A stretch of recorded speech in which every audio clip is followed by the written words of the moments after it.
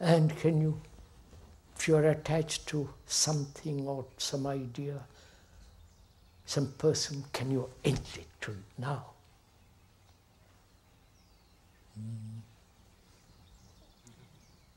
That is death. Which means, can you live with death all the day long? Oh, think of it, go into it. You will see the greatness of it, the immensity of it. That is, not commit suicide, we're not talking that silly stuff.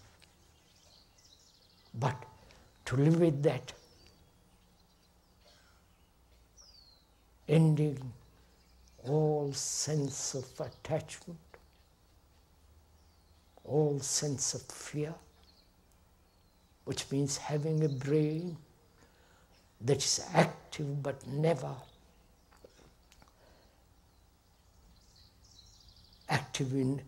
active and not have direction, purpose, all the rest of it, active.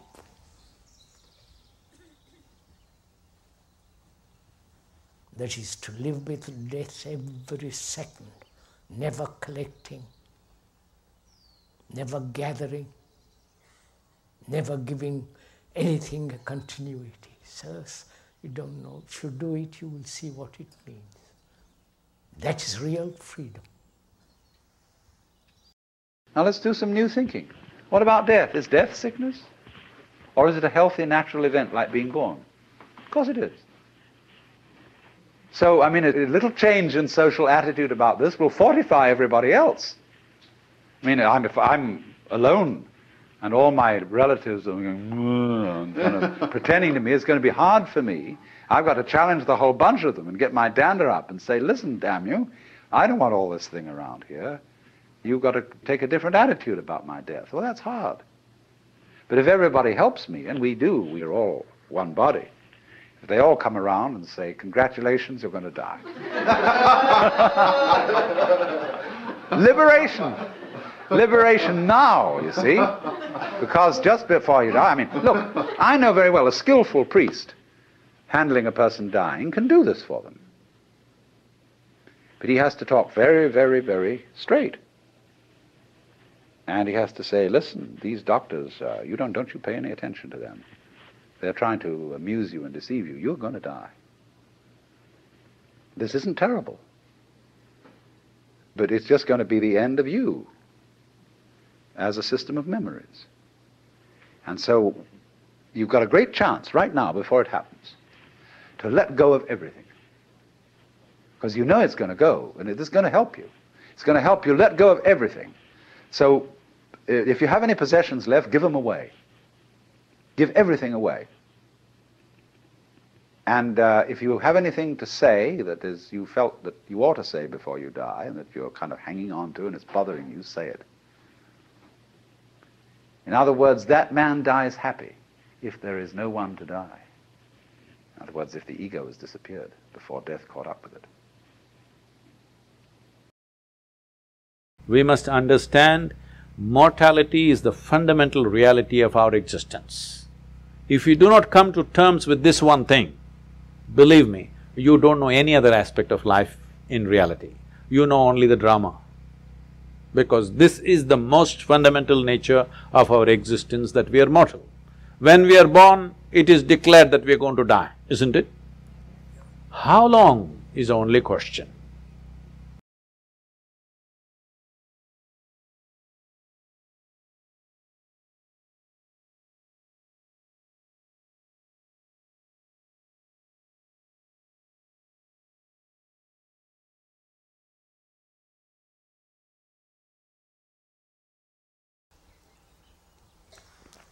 Death is something that's common to all of us.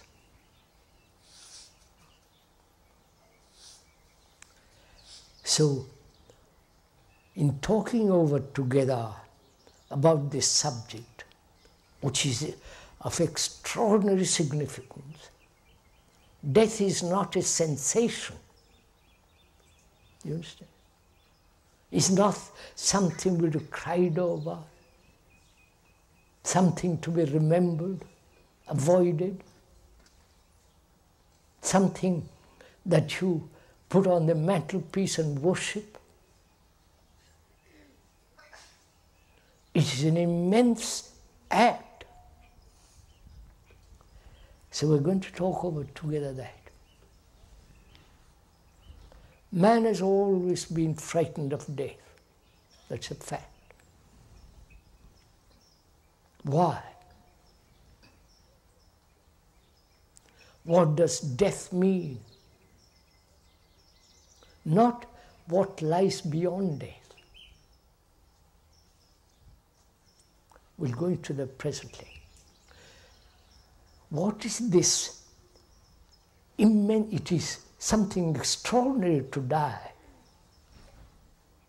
Not something to be avoided. You can't avoid it. One may die when one is very young, through some disease, through some accident, through their parents' faults, over drinking, smoking, the whole business of this ugly society. And there is death for old age, through accident, disease, senility, and so on. So together, we are going to inquire into it. Together.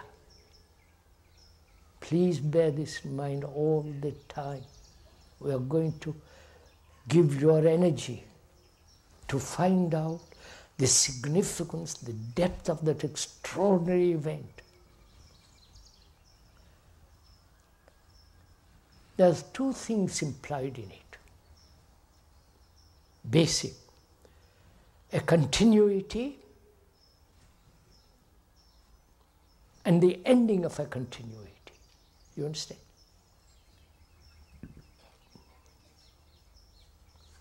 We have lived 40, 50, 90, 120, whatever the length of time it be. And during that long interval from birth to death, we have acquired so many things. Not only physical things, cars, houses, if you're lucky, a field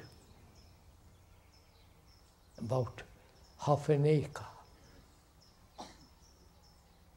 And you've acquired knowledge, experience.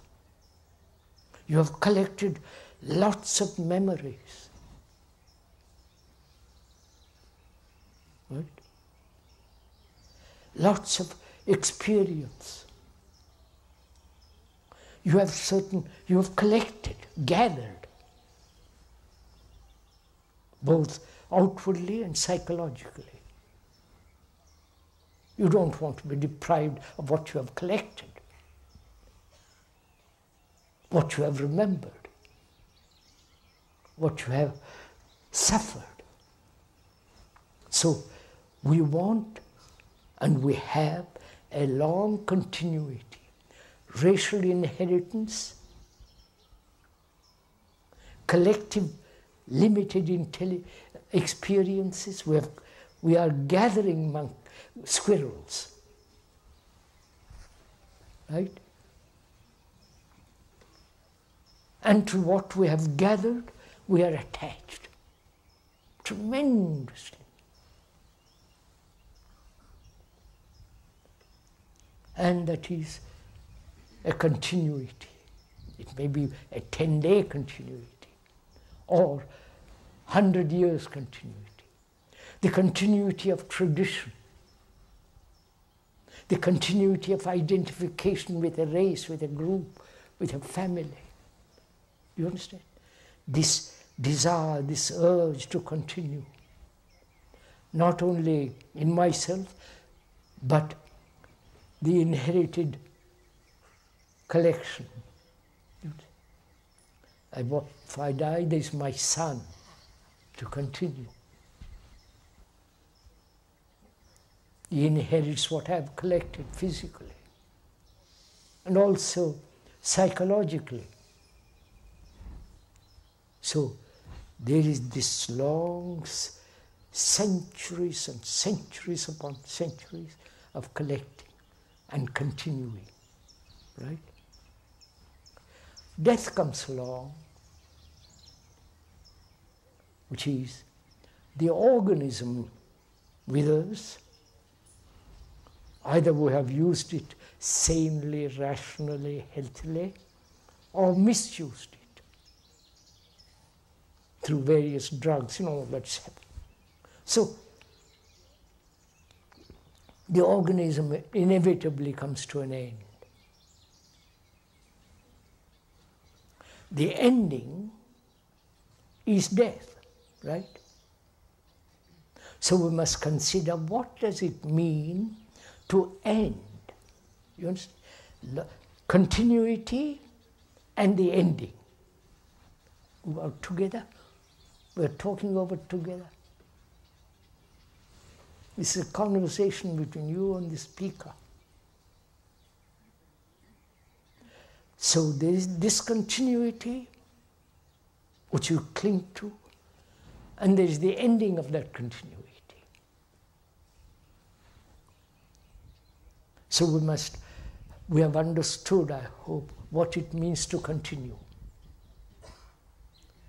And so we said, I will die, but there is something, I will live next life, right? There will be next life.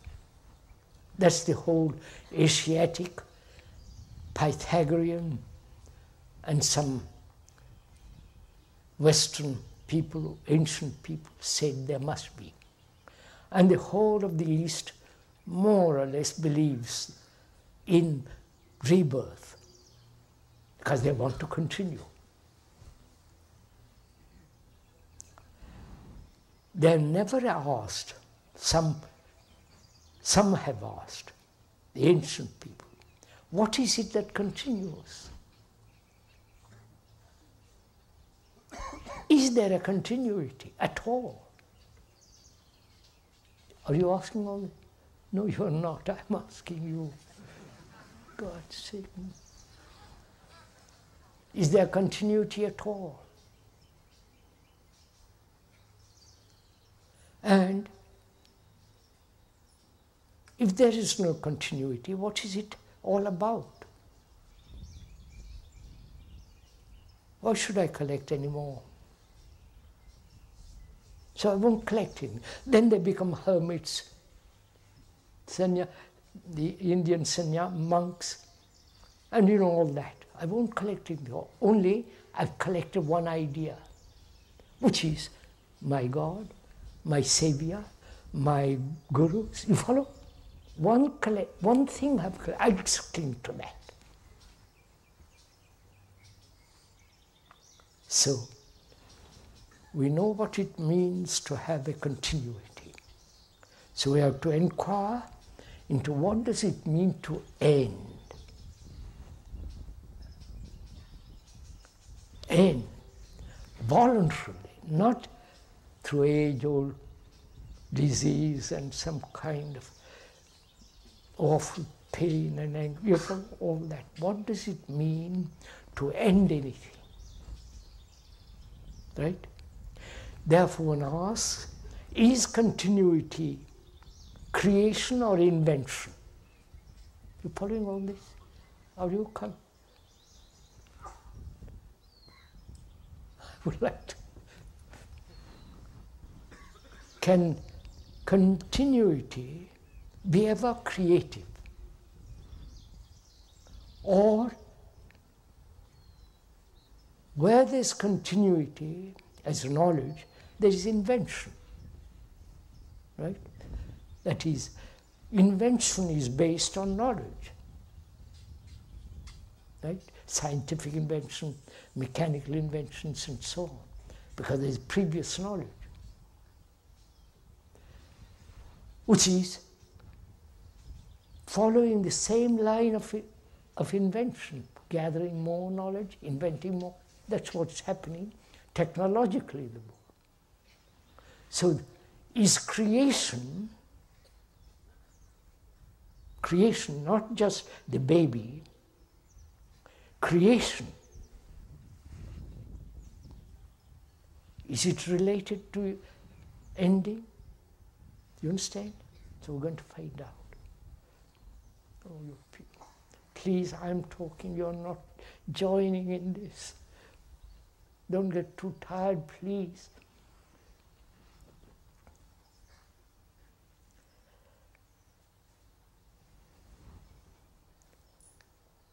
So what is ending? Can I end? Please listen. Habit. Can I end habit tomorrow or today?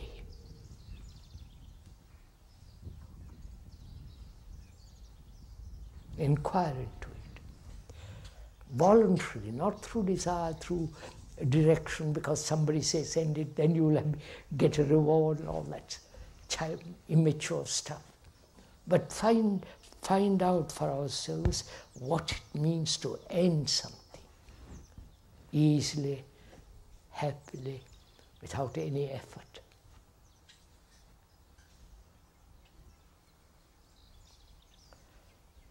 That means ending not only certain physical habits, but the habits that the brain has cultivated to live safely. You understand? End it. That's what it means to die, doesn't it? Because we are vast accumulation of memories.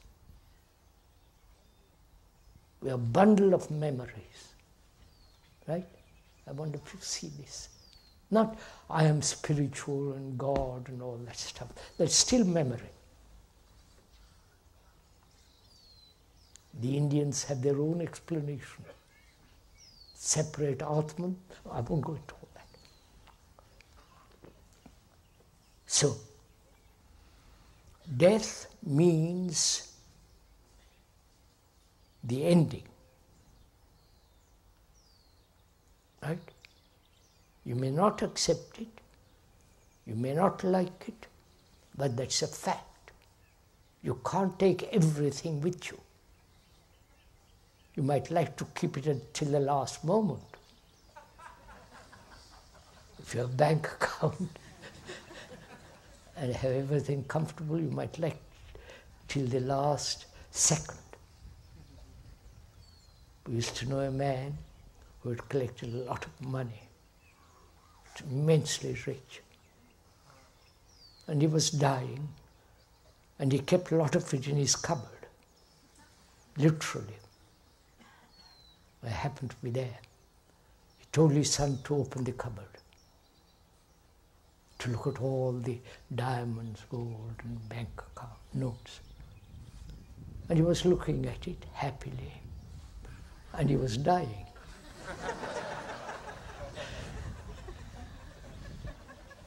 I know.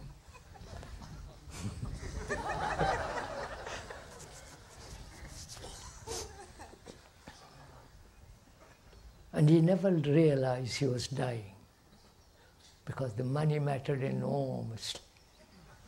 Not death, but that which is contained in that cupboard.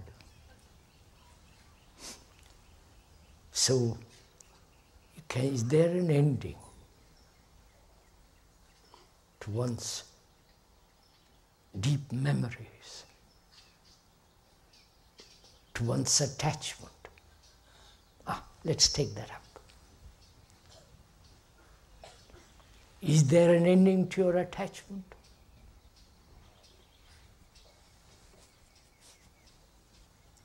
What is attachment? Why are we attached to something or other? To property, money, to wife, to husband, to some foolish conclusion, to some ideological concept. Why are we so attached?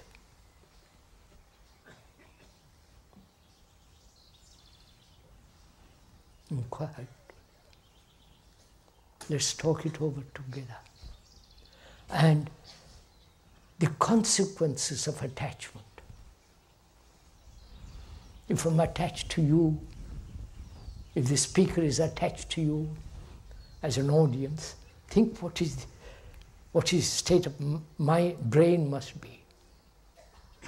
He's frightened, he may not have an audience. He becomes nervous, almost apoplectic. And he was attached to exploit people, to have a reputation. You understand?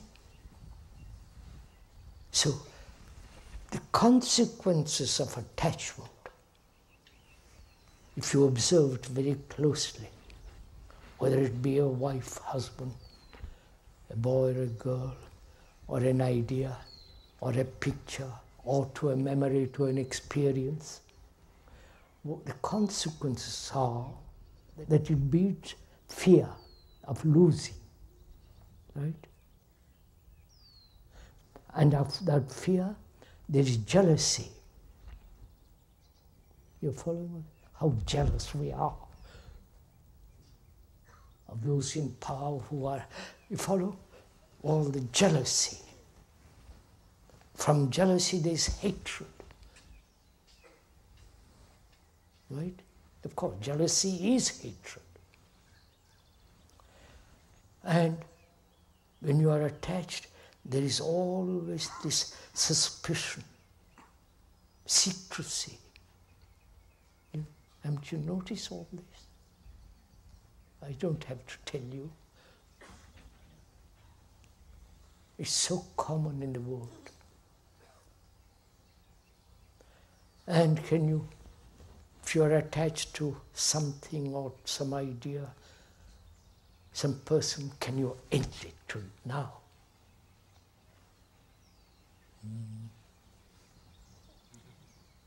That is death. Which means, can you live with death all the day long? Oh, think of it, go into it. You will see the greatness of it, the immensity of it. That is, not commit suicide, we're not talking that silly stuff. But to live with that, ending all sense of attachment, all sense of fear, which means having a brain that is active but never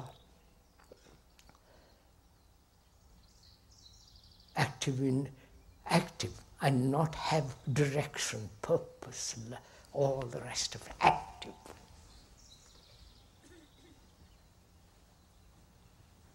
That is to live with death every second, never collecting, never gathering, never giving anything a continuity. Sirs, you don't know. If you do it, you will see what it means. That is real freedom. And from that freedom there is love. Love is not attachment.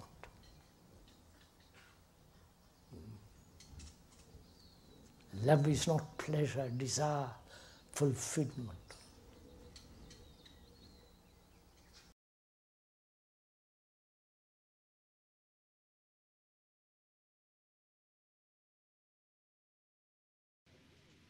Now, there really isn't anything radically wrong with being sick or with dying. Who said you're supposed to survive? Who gave you the idea that it's a gas to go on and on and on? And we can't say that it's a good thing for everything to go on living from the very simple demonstration that if we enable everybody to go on living, we overcrowd ourselves, that we're like an unpruned tree. And so, therefore, one person who dies, in a way, is honorable because he's making room for others. And the panic that all life everywhere must be saved, although each one of us individually will naturally appreciate it when anybody saves our life, if we apply that case, you see, all around, we can see that it's not workable. We can also look further into it and see that if our death could be indefinitely postponed, we would not actually go on postponing it indefinitely. Because after a certain point we would realize that that isn't the way in which we wanted to survive. Why else would we have children? Because children arrange for us to survive in another way, by, as it were, passing on a torch, so that you don't have to carry it all the time. There comes a point where you can give it up and say, now you work. It's a far more amusing arrangement for nature to continue the process of life through different individuals than it is always with the same individual. Because as each new individual approaches life, life is renewed. And one remembers how fascinating the most ordinary everyday things are to a child, because they see them all as marvelous, because they see them all in a way that is not related to survival and profit. And when we get to thinking of everything in terms of survival and profit value, as we do, then the shapes of scratches on the floor cease to have magic. And most things, in fact, cease to have magic. So therefore, in the course of nature, once we have ceased to see magic in the world anymore, we are no longer fulfilling nature's game of being aware of itself. There's no point in it anymore. And so we die. And so something else comes to birth, which gets an entirely new view. And so nature's self-awareness is a game worth the candle. It is not, therefore, natural for us to wish to prolong life indefinitely. But we live in a culture where it has been rubbed into us in every conceivable way that to die is a terrible thing.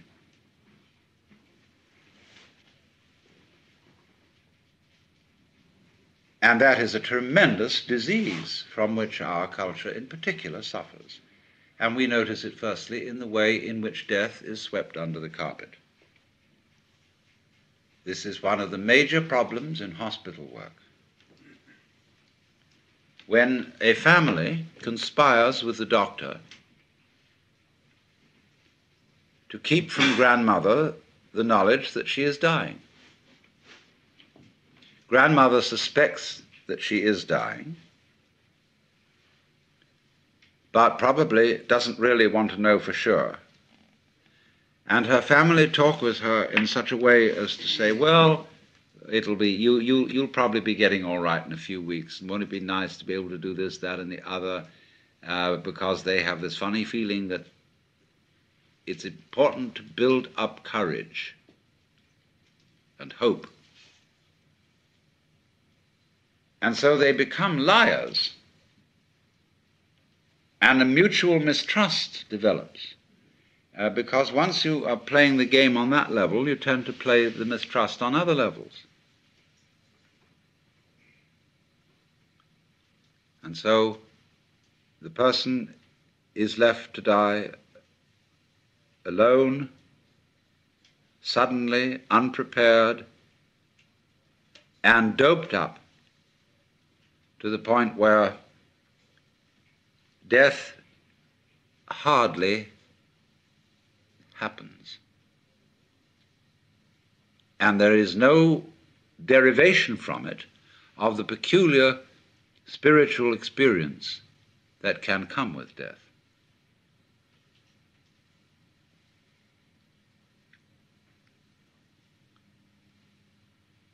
Back in 1958, I was in Zurich, and there met a most extraordinary man by the name of Karlfried von Dürkheim. He was a former German diplomat who had studied Zen in Japan. And when he came back after the war, he opened a meditation school and retreat in the Black Forest. And he said, well, I tell you what, a lot of my work has to do with people who went through spiritual crises during the war. And he said, you know, we all know that when a person's in an absolutely extreme situation and they accept it, there is a possibility of a natural satori. And that's what I mean when I was explaining that when one gets to an extreme, that is to say, to the point where you realize that there is nothing you can do about life, nothing you could not do about life, then you're the mosquito biting the iron bull. Well, so in the same way he said, look, you heard a bomb coming at you. You could hear it whistle, and you knew it was right above you and headed straight at you, and that you were finished. And you accepted it. And suddenly, there was a strange feeling that everything is absolutely clear. You suddenly see that there isn't a grain of dust in the whole universe that's in the wrong place. That you understand completely, absolutely, totally what it's all about. Because you can't say what it is. But he said in so many cases the bomb was a dud and they lived to tell the tale. Or he said you were in a concentration camp. You've been there so long that you gave up all hope whatsoever, ever getting out. You were just going through this miserable, boring, degrading grind, week after week after week. Nobody paid the slightest attention to you as an individual. You knew you would never get out, and you accepted it. And suddenly, something changed. This extraordinary feeling of freedom. Or he said, you were a displaced refugee. You had lost your family. You didn't know whether they even existed. You were miles from your home. You didn't know whether it existed. You had lost your job, your very identity. You were absolutely nowhere. And you accepted it. And suddenly, you were as light as a feather and free as the air. Now he said, so many people have had those experiences and they talk about them to their families and friends and they say, oh, well, you were under terrific pressure and you probably had some hallucination, you know? Well, he said, I am showing those people that so far from having a hallucination, those were the few occasions in which they woke up. So you see, this is always the opportunity presented by death. That if one can go into death with eyes open and have somebody help you, if necessary, to give up before you die, this extraordinary thing can happen to you. So that from your standpoint, in that position, at that time, you would say, I wouldn't have missed that opportunity for the world. Now I understand why we die. The reason we die is to give us the opportunity to understand what life's all about. By letting go. Because then we come to a situation that the ego can't deal with. When we are no longer hypnotized by that, then our natural consciousness can see clearly what all this universe is for.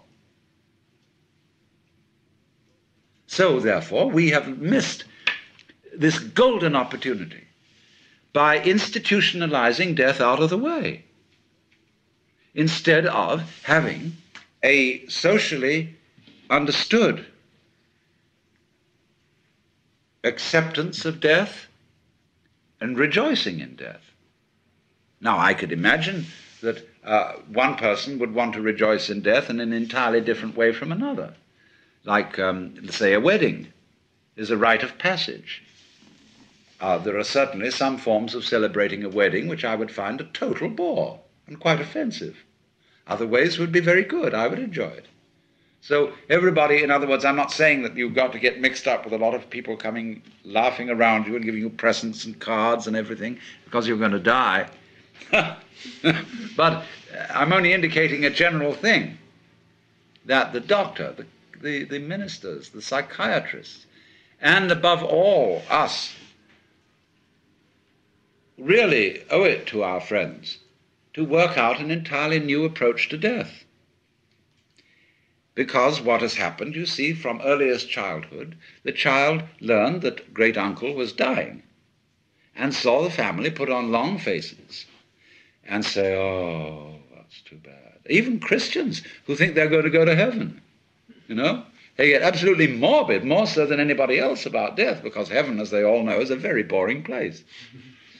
And so this frightful thing, oh, he's dead. Now one understands that for the living, to lose someone you love, or even for a dying person to worry about what on earth my wife, my children, my whatever are going to do without me.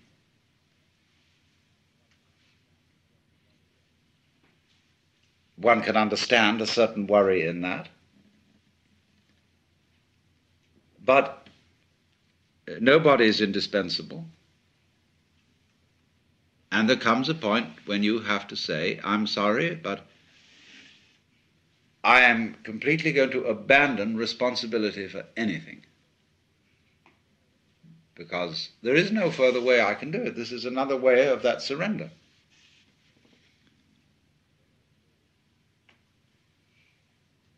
And then the curious thing that occurs is the moment all that is dropped, suddenly it dawns on you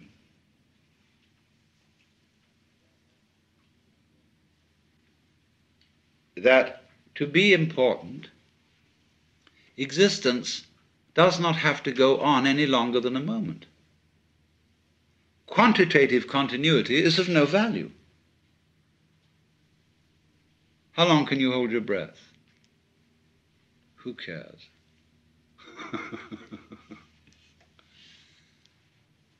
So it follows from that, you see, that if any one of us, without being shocked into it by being bombed or put in a concentration camp, could at this moment be as one about to die,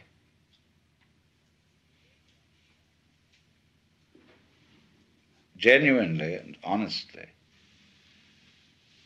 we would understand the mystery of life. Because death is in a certain sense, the source of life. Just as we see in nature, when the leaves fall from the trees, they mold and rot, and this supplies humus from which more plants can grow. It's a cycle like that.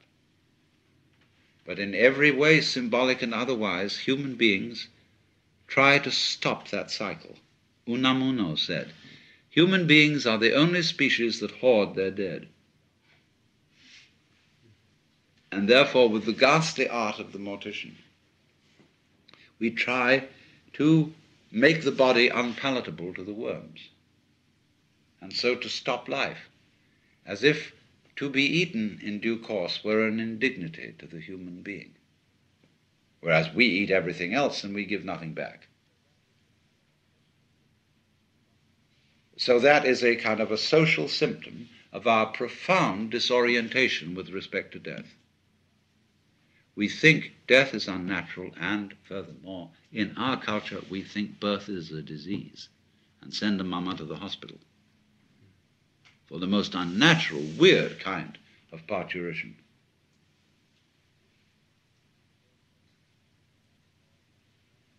In other words, more and more one regards the healthy and inevitable and natural transformations of the body as pathological. I can imagine, people having sexual intercourse on an operating table to be sure that the whole thing is hygienic.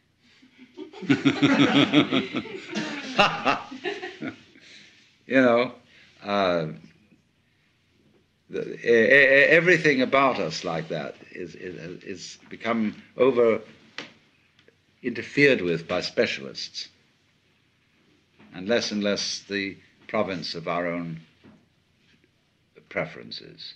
It's very, very hard indeed to die in your own way without some blasted bunch of relatives come fussing around and insisting that you go to a hospital, that you get fixed with the tortures of being fed through tubes and things to keep you alive indefinitely and waste the family savings.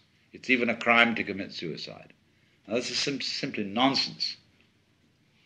It's this perfect panic to survive at all costs.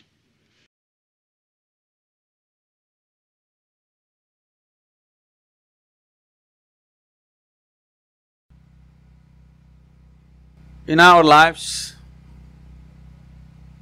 whether we are going to get educated or not, we don't know when we are born. Whether we are going to get married or not, we do not know. Whether we are going to bear children or not, we do not know. Whether we are going to do this, that and so many things in the world or not, we do not know. But we know one thing, that we are going to die. Yes or no? Yes. That's one certainty, isn't it? Yes. Though it is such an obvious thing, we are not able to come to terms with it.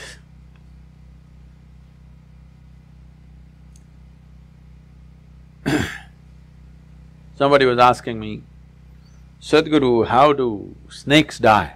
Where do they die? Because we don't see ever a dead snake unless it's killed by somebody.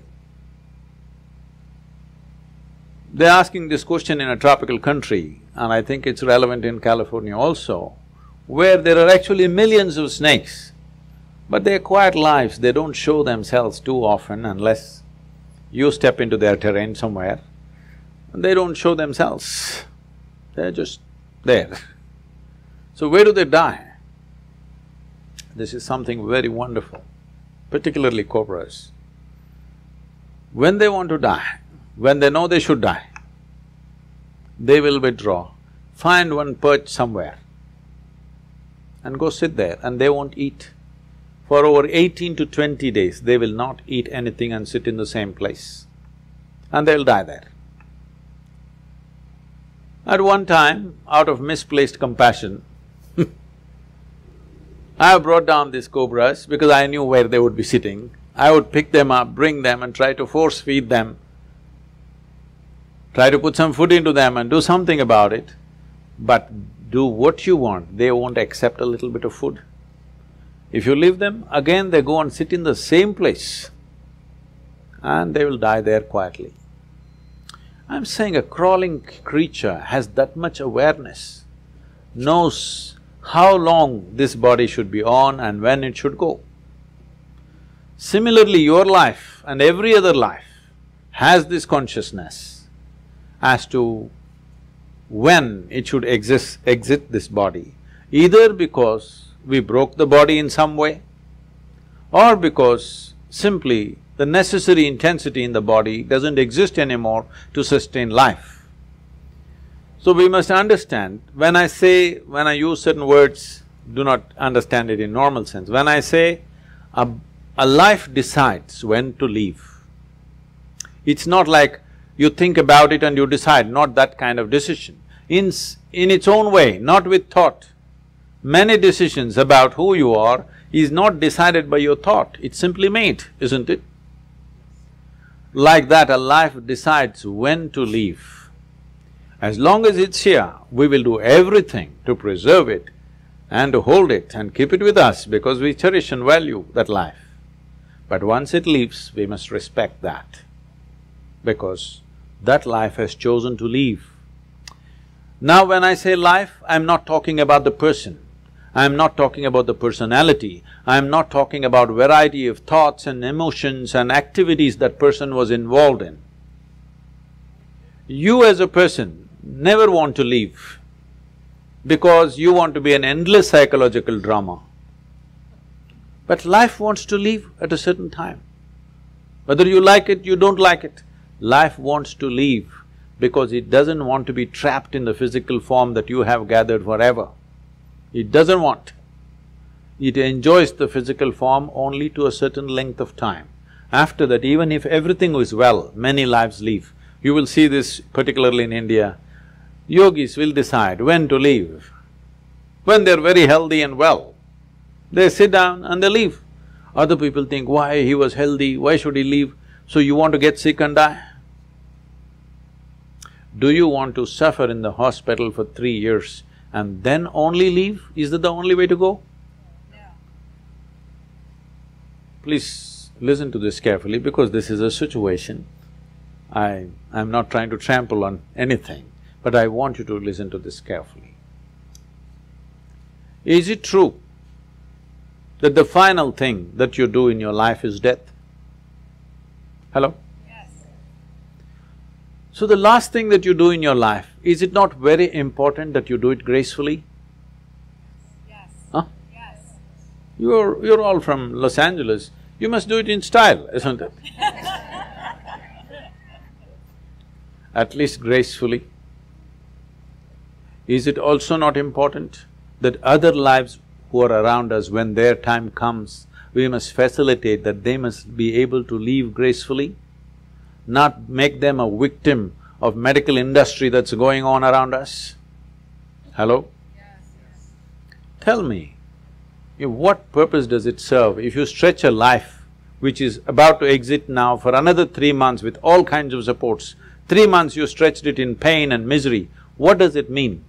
It just means that you're ignorant about the nature of life and you want to cling to something that you know and you don't want to know anything that you do not know. It's very important. We know the person, we know this person and this person and this person, that's fine. We've enjoyed their personalities, but you have not touched the nature of their life. Because unless you touch the nature of your life, you cannot touch the nature of another life. So the most important thing we need to do is, we don't have to talk about death, prepare for death, nothing is needed. What we need to do is, beyond this body, which we have gathered, which you agreed with me that you accumulated this, beyond this mind, which is also an accumulation of impressions and information, beyond your accumulations, if you sit here right now and experience the life that you are, you will have absolutely no issue with any aspect of life, which includes death. Death is not another thing. Death is an ongoing thing. Right now, all of us are dying slowly. One day it'll be complete. You think it's going to suddenly happen one day? It is already on, isn't it? Hello? Yes, yes. Is it not on? It is on in every one of us. Should we not conduct this process? See, you can call this right now, I can say I'm living. Another way of saying it is, I'm dying. I'm dying right now. We want to stretch it as much as we can, but to know this experientially, not trying to figure this intellectually is most important, because intellectually if you figure, you will always be one against the other, because this is the nature of intellect, that intellect cannot perceive anything without creating two. So you have created life and death. There's no such thing as life and death. Life and death is one package, isn't it? Hello? Yes. It's one package. As we are living, as we are also dying right now. The question is how gracefully you do it. If you learn to do this moment absolutely gracefully, you will also conduct that moment absolutely gracefully. That is not a different kind of moment, that's the same moment. In the yogic science, it goes like this. Every inhalation you are born, every exhalation you die. When you were born as a little infant, the first thing that you did was inhalation, isn't it? What do you think is the last thing you will do? Exhalation, isn't it? Right now when you sit here, inhalation, exhalation, inhalation, exhalation, inhalation, exhalation, next inhalation did not happen, and suddenly a big man is gone, poof. Yes or no? That's how fragile it is. I want you to see this. Every moment it's happening. If this exhalation which went out, if it doesn't come back, this one is gone. How many things a man can do? But at the same time, just see how fragile this is. You're yo-yoing with your life every moment. If you don't know how to pull it back, it will go away. But it doesn't feel like that right now. I'm real. I'm not going to die today. A whole lot of people thought so before you and me. We must understand mortality is the fundamental reality of our existence. If you do not come to terms with this one thing, believe me, you don't know any other aspect of life in reality. You know only the drama. Because this is the most fundamental nature of our existence, that we are mortal. When we are born, it is declared that we are going to die, isn't it? How long is the only question. I bless you with a very long life. Thank you very much for being here.